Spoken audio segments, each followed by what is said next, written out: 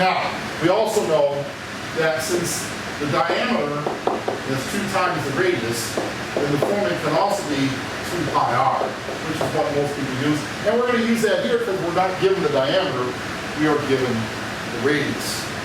So this is going to be up here, the circumference, which is 2 pi r, over 2. 2's cancel out. So this is going to be pi times r. Well, pi, just type it in your calculator. Don't use 3.14. Use the whole thing. Use that pi key. It's so ignored. Times the radius, 150 meters.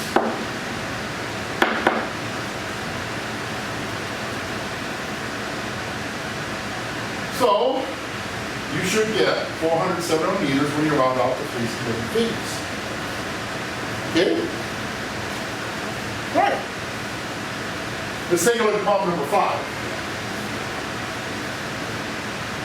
This is to be treated as a conversion problem. Take a look at number 5. It talks about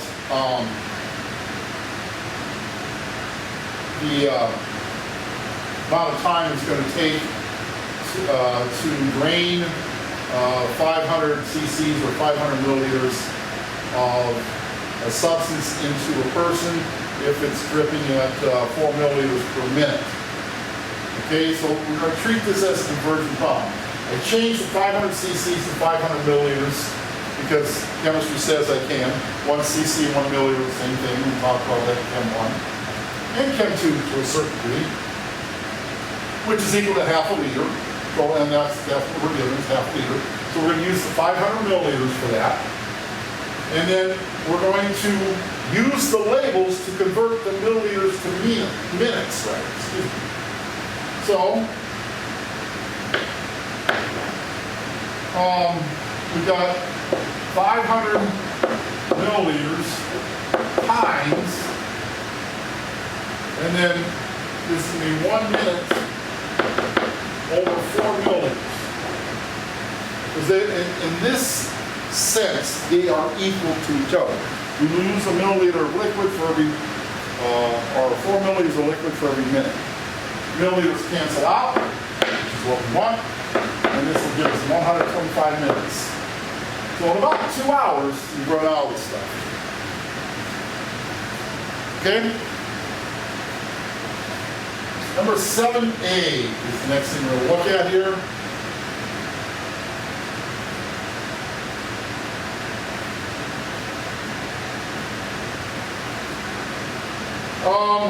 This is the train going up and back, taking a half-hour break.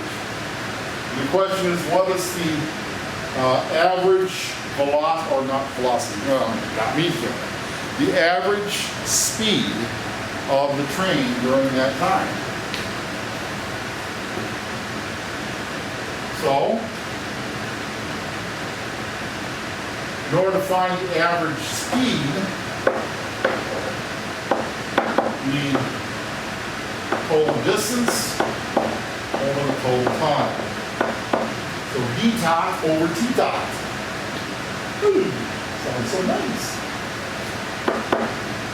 So the total distance is 300 kilometers up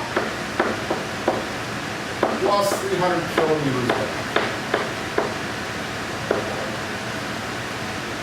The time, well, let's take a look at what problem 7 said here.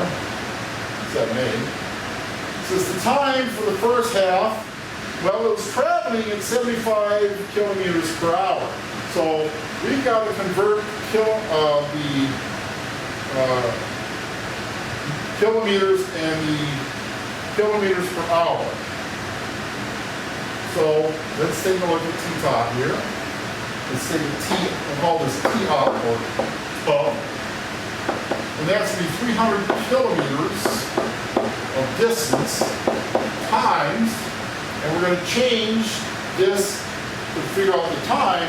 We've got to put the kilometers on bottom and the hours on top, so we end up with hours. Kilometers are going to cancel out, and we were told that this is traveling at 75 kilometers per 1 hour. So So that relationship is equal, so we can flip it either way we want. However, it takes to get rid of the label and of the label we want. This is 4 hour. 4 hour. You're going to be here too long. Okay, now, next one, and I have it set up here, it's the same thing, 300 kilometers per hour on the way back, times 85 kilometers per hour, or involving that, it gives us 3.53 hours. So, T down, or T back, T back, I like T back. T back's kind of, I've heard that expression somewhere, but I don't know what it means.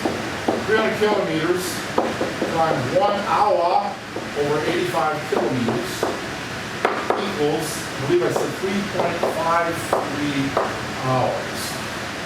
So we have 4 hours up, 3.53 hours back, plus a half hour layover. So this is going to be 600 kilometers divided by 8.03 hours. Divide that out, round out the 3 same things. Lo and behold, ladies and germs, we get 74.4 kilometers per hour. So, we have 3 problems for you to do. 2, 4, and 6. Not bad.